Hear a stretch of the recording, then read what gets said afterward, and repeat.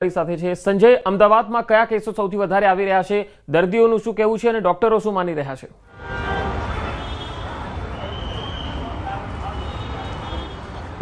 બિલકુલ પંકજ, જે પ્રકારે અમદાવાદ સહિત રાજ્યભરમાં જે વરસાદી માહોલ જોવા મળ્યો છે અને ખાસ કરીને શિયાળા દરમિયાન આ કમોસમી વરસાદ જે જોવા મળ્યો છે અને તેના કારણે શરદી, ખાંસી અને વાયરલ ફીવરના કેસો જે છે તે પ્રમાણમાં વધારે જોવા મળ્યા છે. અને હું સીધા દ્રશ્યો જે છે તે આપને અમદાવાદની જે સોલા સિવિલ હોસ્પિટલની જે ઓપીડીના સીધા દ્રશ્યો હું આપને બતાવીશ કે હાલ જે દર્દીઓ ઓપીડીમાં જે છે તે દર્દીઓની સંખ્યામાં વધારો થયો છે.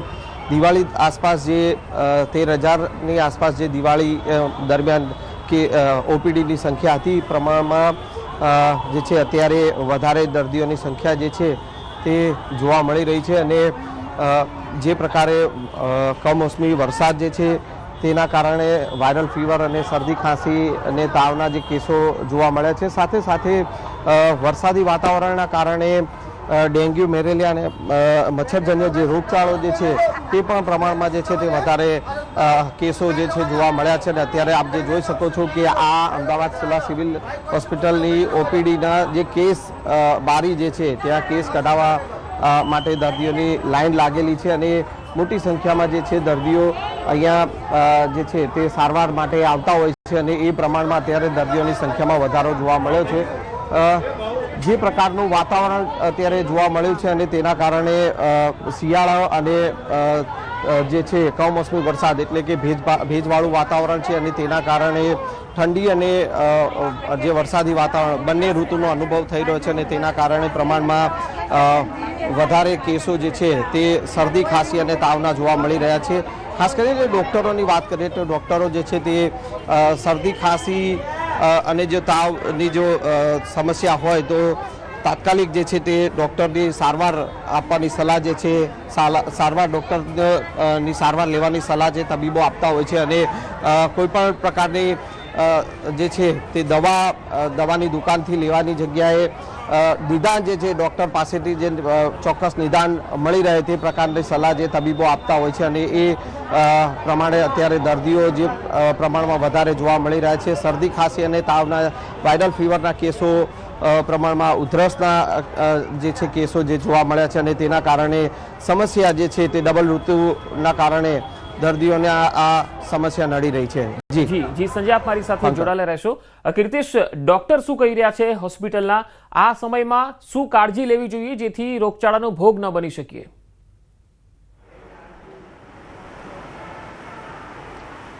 બિલકુલ પંકજ, અત્યારે ઓપીડીમાં એટલી હદે દર્દીઓની સંખ્યા વધી છે, તબીબો વાત કરવા તૈયાર નથી. પણ ચોક્કસ મૌખિક વાત જ્યારે તેમની સાથે થઈ છે ત્યારે તેઓનું કહેવું છે કે જે આ શ્રમિક વિસ્તારો છે ત્યાં આગળ સાફ સફાઈની ખૂબ જ જરૂર છે. પાણી છે તે ઉકાળીને પીવું જોઈએ અને જો સામાન્ય લક્ષણ દેખાય તો તાત્કાલિક નજીકના હોસ્પિટલ જઈને દવા લેવી જોઈએ, જેને લઈને આ રોગચાળો બેકાબૂ ના બની શકે. કારણ કે શ્રમિક વિસ્તારોમાં એવું હોય છે કે ઊંટ વેચ ડૉક્ટરો પાસે દર્દીઓ દવા લેતા હોય છે અને તાવ આવ્યા બાદ 5-5, 7-7 દાડા સુધી તેઓ બતાવતા નથી ને જ્યારે બતાવ આવે છે ત્યારે તેમની કન્ડિશન ખૂબ જ સિરિયસ થઈ જાય છે. એટલે કે સામાન્ય લક્ષણો દેખાતા તાત્કાલિક હોસ્પિટલ જવું જોઈએ અને તેની દવા કરાવવી જોઈએ, જેને લઈને આ રોગચાળો બેકાબૂ ના બને. અને ખાસ કરીને પાણી છે તે ઉકાળીને પીવું જોઈએ અને ઘરની આજુબાજુ ખાસ કરીને સફાઈ રાખવી જોઈએ. કારણ કે જે રીતે કમોસમી વરસાદ થઈ રહ્યો છે, વાતાવરણમાં પલટો આવ્યો છે, એટલે કે વેધર ચેન્જ થતાની સાથે વાયરલના કેસોમાં સૌથી વધારે વધારો જોવા મળી રહ્યો છે. અને આ વાયરલ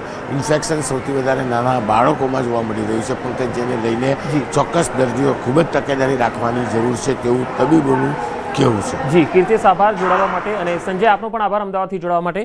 તો હાલ અમદાવાદ, સુરત બંનેની તસવીરો આપણે જોઈ. દર્દીઓ મોટી સંખ્યામાં અત્યારે નોંધાઈ રહ્યા છે. વાયરલ ફીવરના કેસ આવી રહ્યા છે, શરદી, ખાંસી અને તાવના કેસ પણ આવી રહ્યા છે. મચ્છરજન્ય રોગચાળો પણ ખૂબ બેકાબુ બની રહ્યો છે કારણ કે બેવડી ઋતુનો માર છે. અફઘાનિસ્તાનમાં ભૂકંપથી ભારે તબાહી મચી ગઈ. 6.4ની તીવ્રતાના શક્તિશાળી ભૂકંપે તબાહી મચાવી. અફઘાનિસ્તાનના અનેક પ્રાંતોમાં ભૂકંપના ઝટકા અનુભવાયા. 20 લોકોના મૃત્યુના અહેવાલ છે જ્યારે 140થી વધુ લોકો ઘાયલ થયા છે. મૃતકોની સંખ્યા હજુ પણ વધે તેવી આશંકા છે.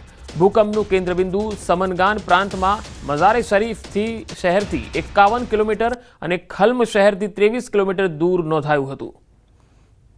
તો અફઘાનિસ્તાનમાં ભૂકંપનો ઝાટકો અને એ પણ શક્તિશાળી ભૂકંપ નોંધાયો છે, જેનાથી ભારે તબાહી મચી ગઈ. 20 લોકોના મૃત્યુ થયા છે.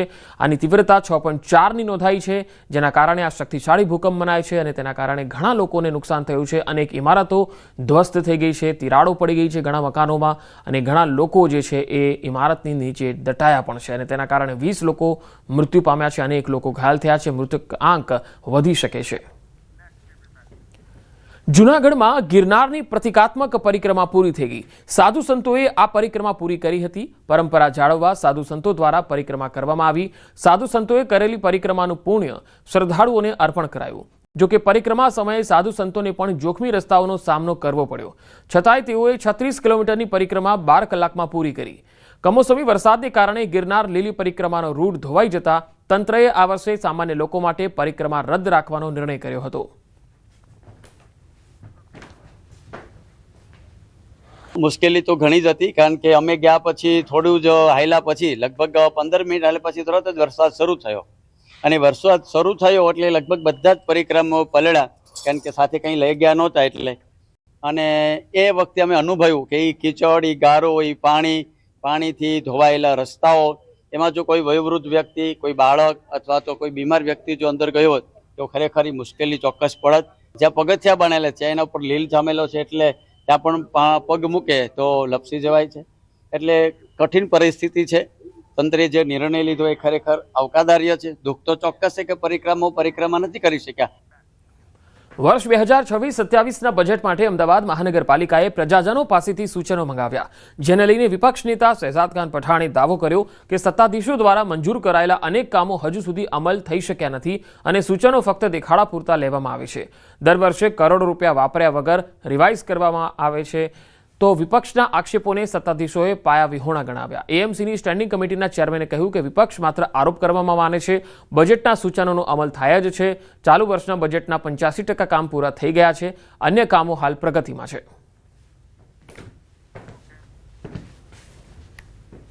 कि पिछले कई वर्षों से भारतीय जनता पार्टी अहमदाबाद शहर की जनता को अहमदाबाद म्युनिसिपल कॉर्पोरेशन के कार्यों के लिए वादे तो करती है, लेकिन वो वादे पूरे करने में नहीं आते. ये जो सूचन मंगाने में आ रहे हैं, कांग्रेस पार्टी का ये मानना है कि ये सिर्फ एक जुमलेबाजी तरीके से अहमदाबाद शहर की जनता को गुमराह करने का कार्य है, क्योंकि आने वाले 2 महीने में चुनाव आने वाले हैं. હંમેશા વિપક્ષ દ્વારા આક્ષેપ કરવામાં આવે છે, પરંતુ ભારતીય જનતા પાર્ટીના શાસનની અંદર મોટાભાગના જે બજેટમાં લીધેલા કામો હોય એ પૂરા કરવામાં આવે છે. જામનગર જિલ્લામાં કમોસમી વરસાદે કહેર મચાવ્યો છે, ત્યારે લાલપુરમાં પણ છેલ્લા 2-3 દિવસથી વરસાદી વાતાવરણ વચ્ચે શિયાળામાં વરસાદ ખાબકતા મગફળીના પાકને ભારે નુકસાની થઈ. ખેડૂતોની આ પરિસ્થિતિમાં સરકાર વહારે આવે તેવી માંગ છે. તો લાલપુરમાં કમોસમી વરસાદનો કહેર તસવીરોમાં જોઈ શકાય છે કે અહીંયા જે કપાસ છે એ સડી ગયો છે, એને ભારે નુકસાન થયું છે અને ખેડૂતોને રાતા પાણીએ રોવાનો વારો આવ્યો છે. જામનગરના બીજા અનેક વિસ્તારો પણ એવા છે જ્યાં ખેડૂતોને ખૂબ જ નુકસાન ગયું છે. આ જોઈ લ્યો, બધું હળી ગયું. આ ગારો, આ લાલપુર તાલુકાની લાલપુરની જમીન છે. આ આખા તાલુકામાં સવારે 2 વાગ્યાથી વરસાદ ચાલુ છે.